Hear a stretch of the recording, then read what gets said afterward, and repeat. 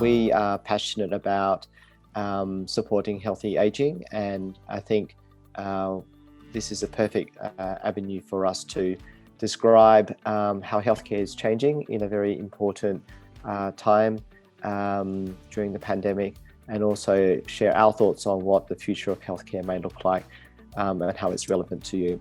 I trained here, but I've had the privilege to work around the world, both as a doctor but also as a health advisor, and I've helped reform and provide policy advice for 5 health systems in Asia, Australia, in Europe and in the US.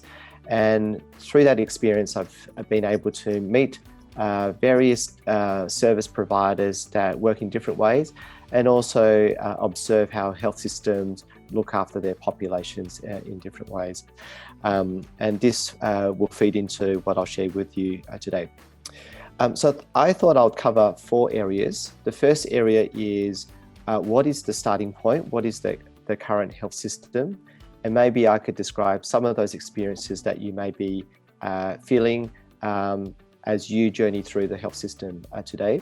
I'll point out both the positives, the good aspects of our current health system, but also some of the opportunities to improve our health system as well. Next, I'll talk through telehealth. That's been a big topic during the pandemic, and many of you may have had interactions with your GP or other doctors, nurses, clinicians through video, such as Zoom, or through telephone. And we can describe how telehealth is working and what its impact is on our populations during the pandemic. But telehealth is not the only part of healthcare that is changing. And so the third aspect of my talk is to describe what are the other elements that form part of the future of healthcare, certainly looking forward 3 to 5 years. Beyond that, I'm not a futurist, but I could at least hint at some of the things that will change beyond 5 years as well. And then last, let me give you an on-the-ground example of how we are making this happen in Sydney, and our ambitions of trying to convert the healthcare system in a future direction in Australia. So 4 areas. Let's start with what the health system is like today. Australia has a very good health system. When we compare to other first world nations, the system is affordable. We achieve good health outcomes for Australians by and large. And we have a socialised health system where there is universal access, funded by tax funding and government, and of course by Medicare. Which means that if we get sick, we can choose our own doctor, we can go to any public hospital and be treated. And this is not universal around the world. Even in affluent countries like America, there's always a cohort of people who may not be able to access healthcare. So we should count ourselves lucky that we've got a great healthcare system.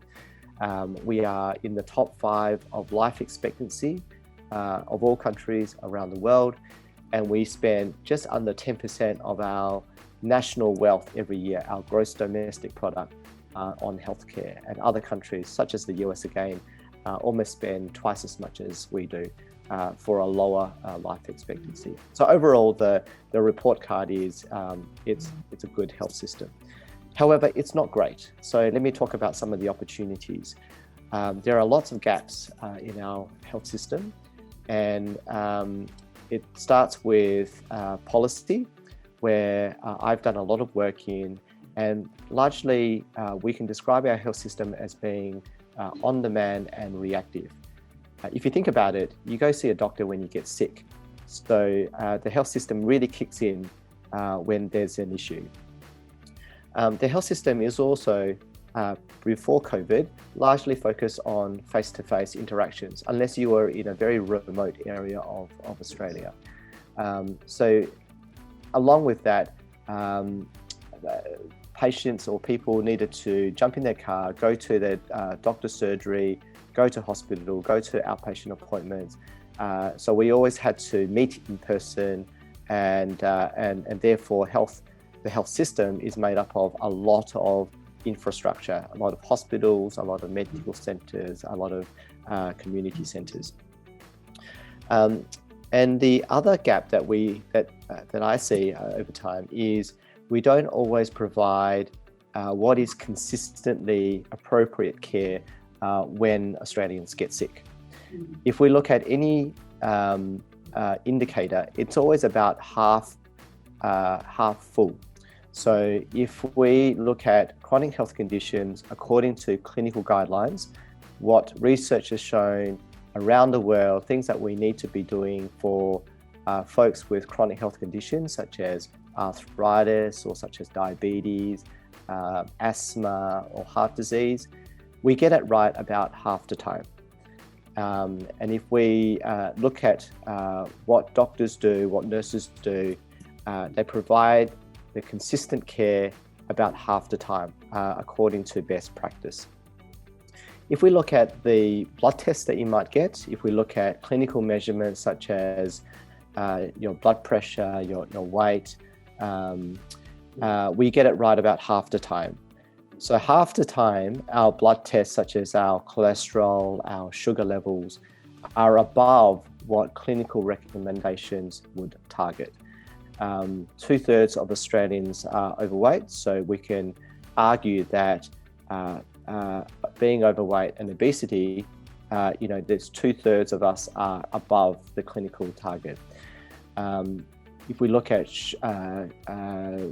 blood tests such as sugar levels, 2/3 of Australians that have pre-diabetes, so where the body is unable to process sugar well, leading into diabetes, almost 2/3 of Australians with diabetes have their levels above clinical target.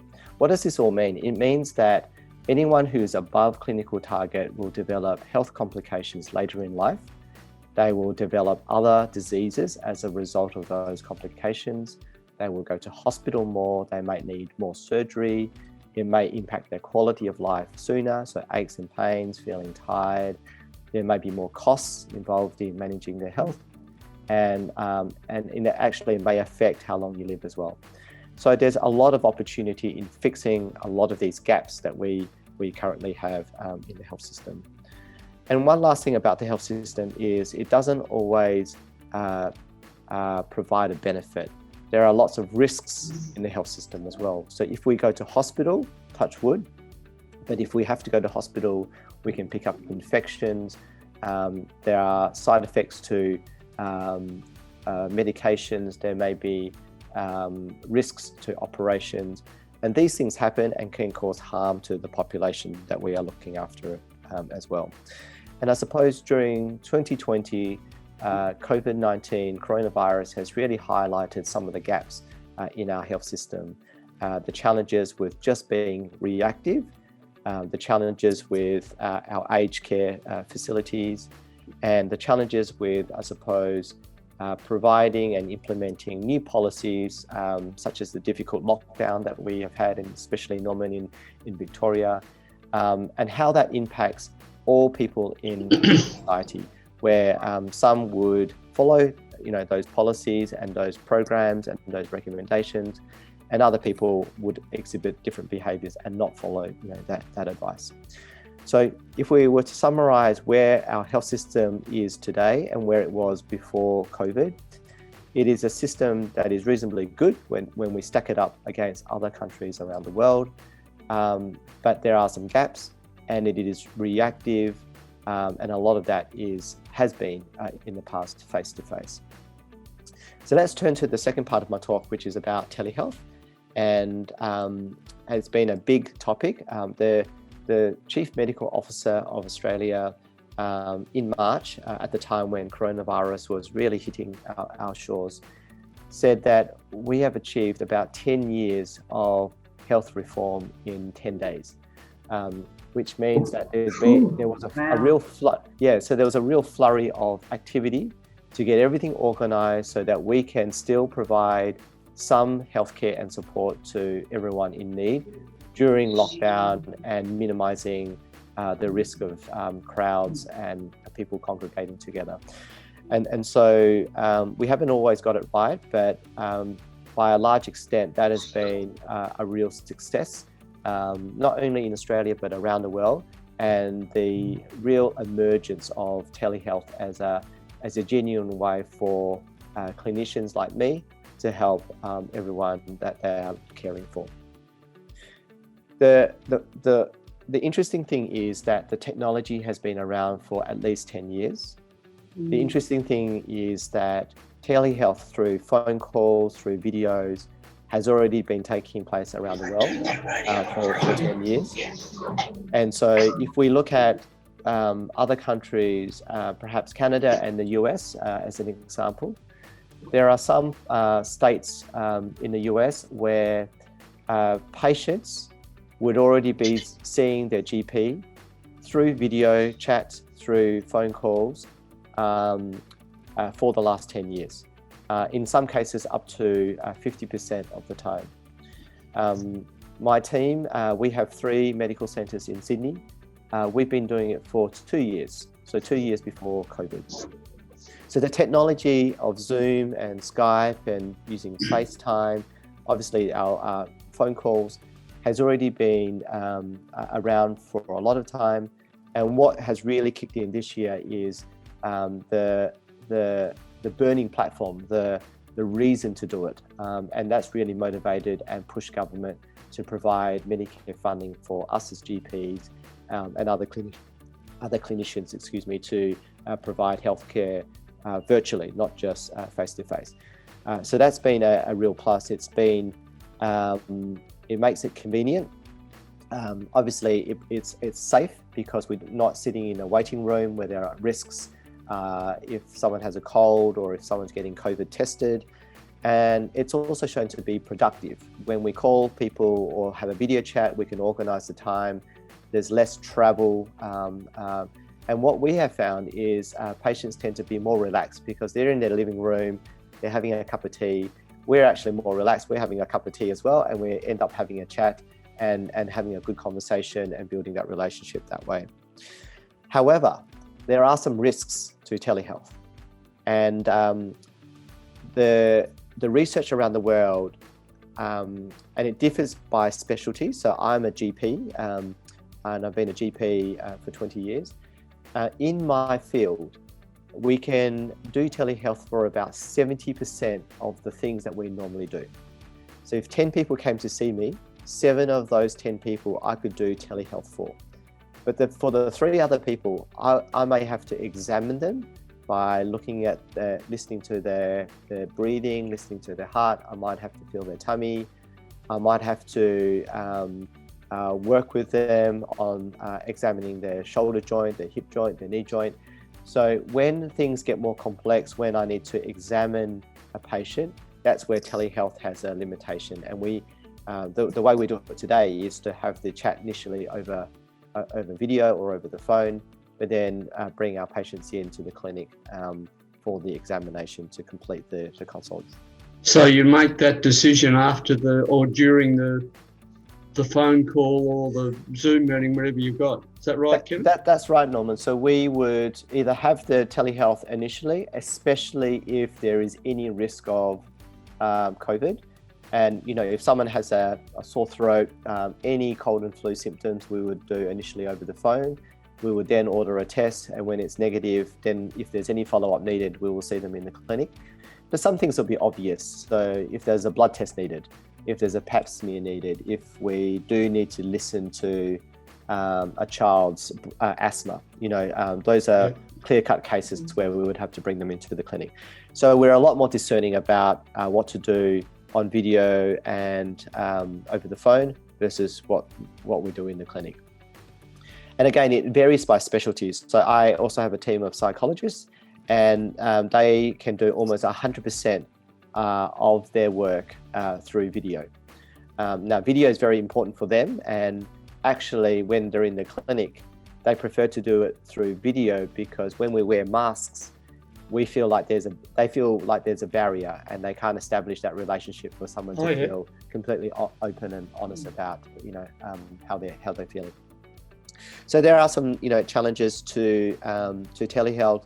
And what we see at a health system level is there's a lot of groups that are starting telehealth, but I'm not sure, and time will tell, I guess, whether they will be able to replicate the strong relationships that GPs have with their patients.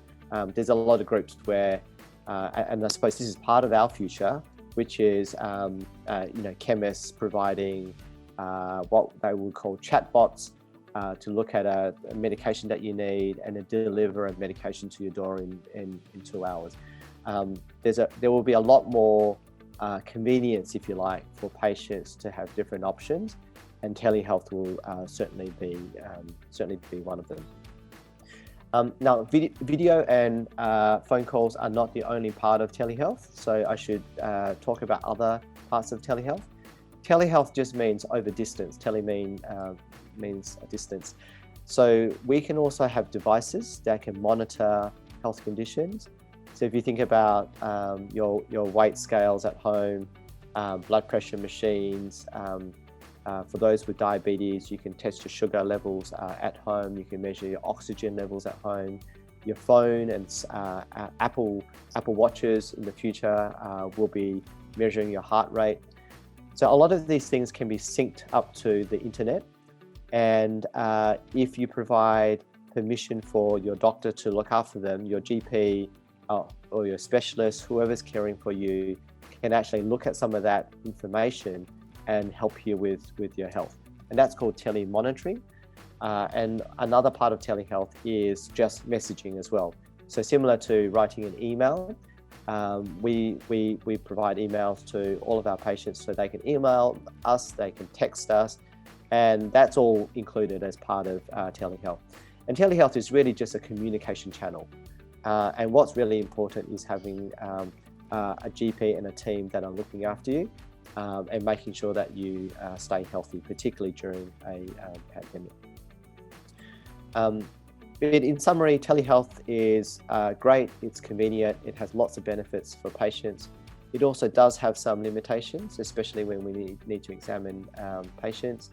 But during COVID, the government has really supported this, and it's inevitable that we will have telehealth as part of healthcare. So get used to having Zoom calls and phone calls with your doctor and others that are looking after you, because it's certainly part of the future of healthcare in Australia. The third part of my talk is what else is happening if we look forward 5 years. And technology is certainly part of that, so we'll talk about technology. But there are also changes in healthcare that we see coming over the next 3 to 5 years, which will really change the outcome for patients and change the experience for patients as well. So let's talk about the non-technology changes that are also happening as part of our future. So let's talk about technology first. Technology can be medical technology or can just be general technology. So let's start with the medical technology first. Even today, we can get a drop of blood and diagnose a range of genetic disorders, a range of risk factors that prove a likelihood for chronic health conditions before you suffer or experience any symptoms at all. You can pretty much get your DNA mapped out, and then the question is, what do you do about that? Do you change your lifestyle? Do you take medications? Do you do different things in order to reduce those risks? If you have been to have an X-ray, you may remember or think of machines that are quite big. Certainly CAT scans are big donut machines, ultrasounds are the size of desks. These things are all available in smaller and smaller devices. So if we take an ultrasound as an example, when I became a doctor over 20 years ago, it was very much the size of a fridge. But now you can get an ultrasound that is no larger than a big pen, a big marker that plugs into your iPhone, and you can basically scan your organs at home, and someone is in the internet telling you what is wrong with your organs. So that's already available today. There are lots of advances in robotics. and medical devices that will help us as we all get older, and all populations around the world are getting older and aging. For example, exoskeletons. If we have sore joints, we can add supports. They're almost like splints, if you like. The braces and splints that you can add onto your arms, your legs, to help us walk, to help us lift things, and look after our backs and our sore joints as we get older. Normal technology is also something that will change the way we provide healthcare. And so there's artificial intelligence, which is very smart computers that can process a lot of information very quickly. And already today, you may have heard of artificial intelligence and supercomputers beating humans at chess. Well, these days, they can read X-rays better than any radiologist or doctor can. These days, we have nanotechnology, which are very small particles that can provide information and keep track of things. So instead of getting a colonoscopy or an endoscopy, I had a colonoscopy recently. So instead of going to hospital for a whole day procedure, what's already available is you can swallow a tablet that's about this big, maybe smaller than an inch. It has a camera on it, and it will visualize your whole gastrointestinal tract, just as good as a colonoscopy. They have little computer chips that they put on tablets. And if you take that tablet, it will send a little spark to a patch on your arm. And that patch on your arm will update your phone, which will update the internet. And somewhere on the other side, a nurse will be looking at the fact that you've taken your tablet. And if you miss a tablet, so for anyone who's looking after older parents, older relatives, we can tell if someone's missed their tablet, and we can send reminders. There are devices that track our movements and can understand if we have someone who's at risk of falls, for example. If they're not moving around according to their normal daily activity, it can again send an alert to someone to come do a home visit. So all that is normal technology that's already existing, and some of the normal technology that is already available to us today is making a huge difference to some people. Apple Watches can now pick up heart rates and can tell if you have an abnormal rhythm. So there's already been examples around the world where Apple Watches have diagnosed abnormal rhythms and saved some people's lives. Tesla is an electric car, and it can drive itself.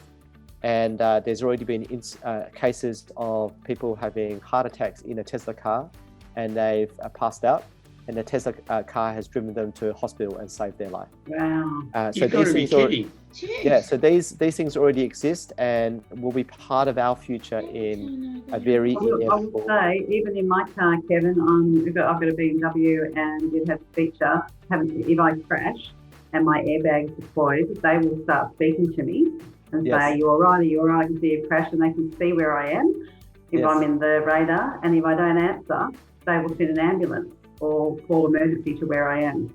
Yeah, But absolutely. even now, just a standard feature in a standard car. Amazing. So we will no longer think of healthcare as just going to see a GP or going to the hospital or calling an ambulance. Healthcare is everywhere around us, actually. So that's a big change that we will see over the coming years. Now, the non-technology side of it, as part of the future of healthcare, I feel is just as important. And so the place of healthcare will change. The way we provide healthcare as doctors and nurses and clinicians will change. And the way that patients and Australians receive that healthcare and respond to it will change as well. So let me give you some examples. I firmly believe we'll no longer build big hospitals anymore. Hospitals were designed 200 years ago when there was wartime, when there was a lot of poisoning during the Industrial Revolution, when there was a lot more infectious disease. Even though we're in a pandemic now, infectious disease is no longer in the top 5 causes of death. They tend to be chronic health conditions such as heart disease, such as cancer, which is more due to our lifestyle and how we live our lives these days. And so hospitals have somewhat become outdated for the lifestyle conditions and the chronic diseases that we as an aging population have today. The place will change, and therefore we might have smaller mini hospitals or day hospitals. We may have bigger clinics such as what we run in Sydney, but the point of care will be closer to the home of the patient, and there'll be more and more things that you can do at home and receive care at home. The way that we provide care as doctors and clinicians will change. We will no longer be individuals, we'll be working in teams, and think of it as a team is always going to know more. No one person can know everything and do everything. And so we kind of almost relied on our GPs and nurses to do everything for us. But we will get a better answer as a team rather than as an individual. So we work in teams.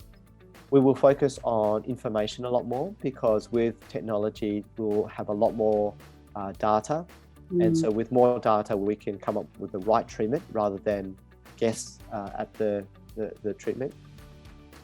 And we will have more focus on prevention and more focus on behavior change. And so if we look at healthcare at the moment, it's overly reactive. And sometimes when the health system kicks in, it may be too late. And so we can see, and hopefully the pandemic has put a highlight and a spotlight on the importance of our health. We can see that there's a real need to focus much more on prevention and getting in early. So if we can address risk factors, particularly if we can understand the genetics and do a lot more screening tests beforehand, we can pick up things before they become a problem. The way that people will respond to healthcare. Sorry, Louise? I was just going to ask you a quick question on your DNA profiling, of sharing your DNA. I think at the moment people do it on Ancestry.com, etc., for discovery purposes. But there's a whole medical side to DNA, having it your GP or your specialist. Do you think that is something of the future? Yeah, absolutely. It's not done a lot now. Even to sequence your whole DNA, it's quite expensive. Some, go overseas to do that. And the applications, once you've done it, the applications of what do you do with your DNA, that's still a little bit up in the air and to be established. So the research and the evidence is still being established about, there are certain things that we know, and that's a very small minority. So we can definitely work on the risk factors for breast cancer, for heart disease and those things. There's a lot that we think we know, but we're not sure yet. And so what we do about those is not conclusive. And then I suppose with our genetics, there's a third bucket, which is a lot that we don't know yet and will be discovered over the next 5 to 10 years. We know that information is increasing. The amount of research is increasing. 5 years ago, the amount of information in the world would double, every 6 to 9 months. Now it's doubling every 2 to 3 days. So knowing your genetics is important, but the reason why I say it's important to focus on prevention is because genetics only often plays a very small part. So let's take heart attacks. What's your guess at how much of heart attacks is preventable? What percentage? If there's family history of heart attacks, then that's a big factor. It's actually 90%. So if you have a very strong family history of heart attacks, we certainly take precaution. It means that we have to be a lot more diligent about nutrition, about cholesterol, about blood pressure, making sure you're not stressed, not smoking, not overweight, those things. But 90% a lot of risk factors are modifiable. So therefore, we can prevent a lot of those heart attacks. Cancer is not quite 90%, it's in the order of 2/3. But the point is we can do a lot if we can get in early. So that's why it's really important for the health system and clinicians like me to be able to focus on prevention, working with patients on behavior change, using data and working as teams to help patients stay healthy. And the last part of the future of healthcare is really how patients will receive the care. It will be very different. There will be a lot more focus on looking forward. So if you think about it, the health system is reactive, and you wait until you get sick to see a doctor. But you don't do that for your dentist because you get checkups before something nasty happens. Yeah. You don't do that for your car. You don't wait until your car breaks down to service it. You service it regularly before it breaks down.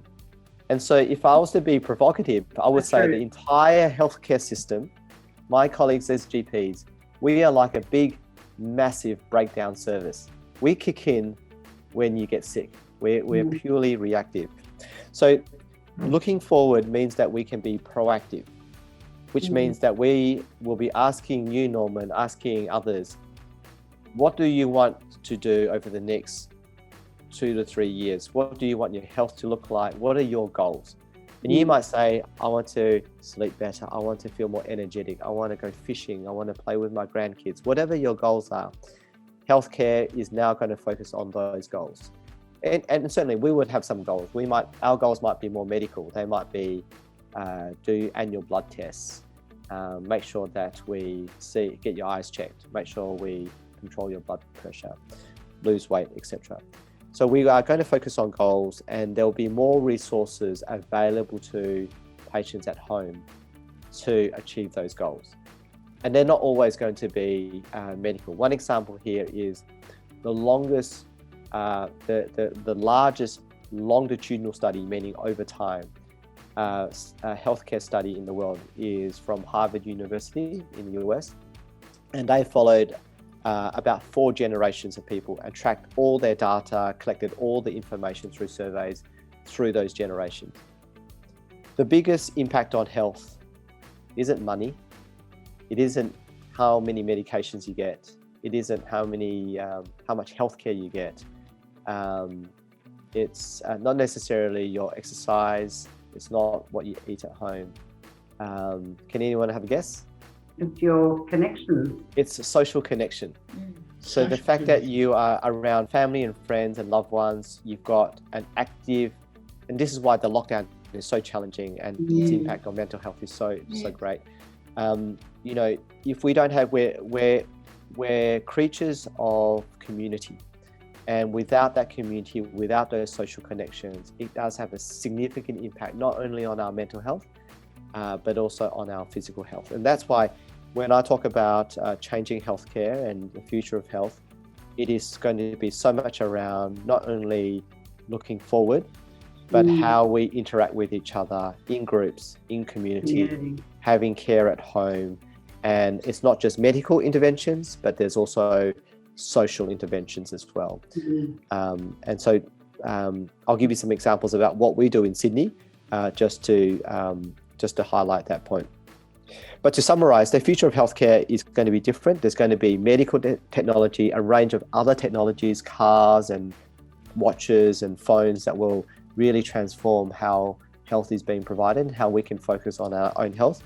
We as clinicians will change how we provide the care in teams and focusing on prevention, and the place of care will change. It'll be much closer to everyone's home, and the way we engage and work with patients will change. Patients will be in the driver's seat, and they will take charge of their own health. And we become a coach in a way, and we become a partner in a journey to get better and better health. There's a great book called "The Patient Will See You Now," and you know, I give it actually to all my doctors and clinicians that work with me, and it really highlights the paradigm shift that is changing. You know, 20 years ago when I became a doctor, I was guilty, and my colleagues were guilty of the doctor knows best, and we can almost tell a patient what to do. And that paradigm is so out of date, you know, and now patients are consumers. If you think about, you can get Uber Eats, you can do shopping online. You are going to consume healthcare like you are consuming other services and industries. And let's talk about what I do, and to give you an example of how this actually comes to life. So I run a group of medical clinics in Sydney. We focus on prevention. So we are doctors and nurses and physios and psychologists. but think of us as clinics that have a lot of activity that focus on prevention and community. We have gyms inside our clinics. We run cooking workshops, we do yoga, we do meditation.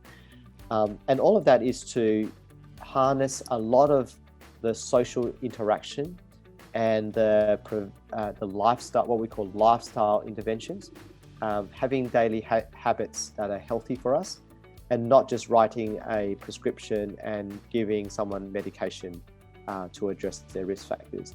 The more we can live healthy lives, the less that the healthcare system needs, to kick in. And the other way to say it is, the more prevention, the more healthcare now, the less healthcare you're going to need later on. Because remember, up to 90% of things, chronic health conditions, can be preventable, and a lot of that is within our control.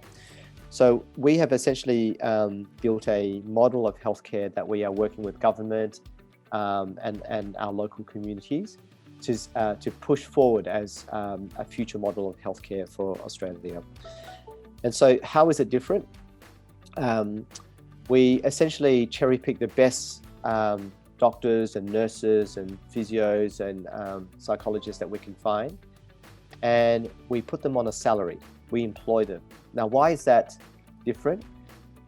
What is not widely known is all GPs, 95% of GPs in Australia are paid on a commission. So if you think about that, they get paid every time they provide a consultation, which is fine. But there's a slight incentive just to create more appointments and to see more people. And one of the challenges that we have in the health system is patients can feel quite rushed. They don't get enough time with their doctor. So we not only employ all of our doctors and clinicians, but we practice something called slow medicine. Because they're on salaries, they're not paid for everything that they do. They're actually paid on how good a job they do. So the health outcomes and the results of what they provide. But they also have longer appointments, so we can get to the bottom of issues and sort through all the questions and concerns that our patients have. And that's really important, because as we get older, there are often just more things wrong with us. And if we don't get in early and spend time on prevention, it's going to result in more health complications, patients having more costs to their healthcare, and they're going to go to hospital more. Not only do we have clinicians, we also have, we've created a new role called health assistants. So every GP has a health assistant. And what is a health assistant? A health assistant is someone that helps patients in their health, whatever that might be. And in some parts of the world, health assistants can be called the supporting daughter or supporting son. And actually, these are names for health assistant programs around the world. Imagine if you have family around you and you really needed help. They dive in and do whatever it takes to help you get better. They take you to appointments. They organize your paperwork. They check in on you to make sure there's enough food in the fridge, that you're looking after yourself, especially after going to hospital if you've had an operation. They make sure that you're feeling well every day, that you've got your medications, that you're taking them properly. So this is what a health assistant does. And not everyone needs a health assistant, but there's one dedicated to every patient if they need to. And it goes a long way to just making sure that things are not being missed, and that patients are getting to their appointments and they're being followed up. So our 3 clinics, I mean, we're a fairly young business, so we're only 2 years old. So we've only set up 3 clinics, and generally we have a wait list to, it's just been, we've been growing very quickly. So we've helped over 5,000 kind of families in eastern suburbs, North Shore, and also the Northern Beaches in Sydney. So we're not all over Sydney yet, but there's plans to expand once we demonstrate that our model works. And we're heading in the right direction. We've actually reduced hospital admissions by 39% for over 5,000 people. We've improved clinical outcomes by 50%. So if we take diabetes, for example, normally, as I said to you, about 2/3 of Australians have either their sugar levels or their blood pressure or their cholesterol above what we call a target range. And above target means a lot more health complications later in life. In diabetes, we have 85% of our patients with diabetes meeting the target range for their sugar levels, which means that it's not perfect, but it means that we have more than doubled the amount of people who are going to benefit later in life. It's an effective model. It really does work. Do you ever do or provide telehealth, Kevin, to anyone outside of the region, or? Yeah, we can organise telehealth, and we can talk to Stockland about providing access to those that may not be able to access the GP or would like to kind of try our service as an add-on. We're very open to that. One of the things that we are doing during COVID is provide a lot of our classes and programs online. So we currently do, from memory, yoga, meditation, mindfulness. We have aerobic exercise classes. We have classes for seniors. We do core strength. We do balance and posture. So we get less aches and pains and don't hurt our backs, have less risks of falls. We do nutrition workshops, and we also have a series of programs. We have an aging well program, we have a parenting program, we have a weight loss program, we have a stress management program. All of this is all available over Zoom and through telehealth, and it helps supplement the quality medicine that we provide, so that we can actually get to the outcomes that we need to get to keep people healthy. So again, the focus is really on prevention and making sure that everyone has their goals, their plan that is looking forward. And then we essentially have more resources, and we'll wrap a whole team around them to make this all happen. And it's not saying that we are better than other GPs. We are building a model that hopefully helps the Australian healthcare system focus a lot more on prevention and reduce the reliance on hospitals. No one likes to go to hospital. No. Hospitals actually have a lot of, there's a lot of risk.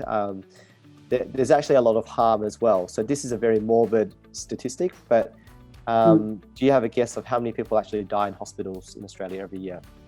Oh, massive percentage. Yeah. It's a huge percentage. And the number that's actually... Yeah, so there's obviously end of life, but if we look at the number of people that, the number of deaths in Australia due to the health system. So that's when we stuff up. We get it wrong there's a complication from surgery. We gave the wrong medication, there was an adverse reaction. And patients went in for one thing, but ended up having another thing wrong with them. And so there's about 27,000. There's a lot of work to be done to improve our system. If I can urge everyone, we have good hospitals. Yeah. But I would urge everyone to do everything possible beforehand to stay away from hospitals. And so if we can, and we're starting to prove by reducing almost 40% of hospital admissions, hospitals are risky, especially during a pandemic. There are lots of things that we can do beforehand. They are costly as well. So there's always expenses and out-of-pocket expenses. And what we really need to do, and our firm belief, is that we can work on prevention earlier. Yeah. And so that is, for me, part of the definition of the future of healthcare.